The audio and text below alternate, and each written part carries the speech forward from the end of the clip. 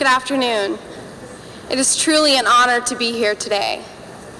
Less than 2 months ago, I was standing in a room in Pristina, Kosovo, with about 350 people from 30 different countries and 29 states of the USA for an international leadership gathering. In fact, it was not unlike this meeting here today. As many of you may know, Kosovo has a history that is filled with much conflict and displacement in the region. Thus, our aim for the gathering was to bring young leaders, particularly from the Balkans, to facilitate and encourage reconciliation among the people. I remember looking around the room at all the people of different religious, socioeconomic, and political backgrounds and saying to myself, how are we going to make this gathering work? How are we going to get these people to sit together, talk together, and like one another? Well, when you're staying in the same hotel room or sitting on the same hot bus for over 2 hours with one another, you can be sure that something, good or bad, will happen. We had ethnic Albanian Muslims, Serbian Orthodox Christians, atheists, Catholics, you name it, from all the Balkan states and around the world, come with stereotypes and walls of division. And amazingly, after a few days of breaking bread together, sharing stories with one another, and yes, even praying together, hearts were touched and lives were changed. Plus, it was an incredibly fun time, just being together in small groups and traveling in small groups.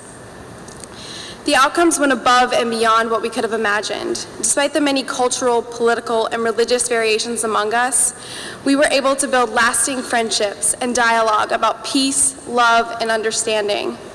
And at the same time, we were still able to respect each other's very different ideologies. There is great power in bringing together leaders from various nations for a common purpose, and I have witnessed it firsthand.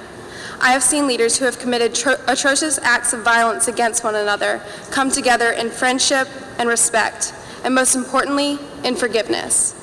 When this happens, they are able to find a common ground to work upon and still have respect for one another, regardless of disparities. Today, I want us all to challenge our way of thinking and inspire others to do the same. Let's stop looking at our neighbor and pointing out how we are different, and instead, let's point out how we are alike. When we cast out all the stereotypes and harsh voices of the world, we realize that we are more alike than we are unalike. In reality, we all want similar things: better schools for our children, more and better jobs for our friends, safer neighborhoods for our loved ones, and liberty, justice, and freedom for not just some of the people, but all the people. We should emulate the model of caring for others, and as expressed by Jesus of Nazareth, love your neighbor as yourself. The divisions that we see and feel today are preventing us from growth and unity. As leaders in this world, it is our duty to set the stage for the future generations. It is time to end the fighting and create change.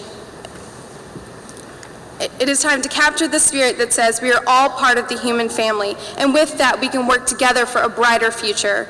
A wise man once said, "Always be prepared to make a defense for the hope that is in you, yet do it with gentleness and respect." In this global world where we are often in the state of rush with work and responsibilities, we should always keep our eyes open for the opportunities to help others in need. Stand together, serve together, respect one another. With this mindset, we can and will make a change to ensure a more understanding and unified world. As Martin Luther King Jr. once said, we must learn to live together as brothers or perish together as fools. Thank you.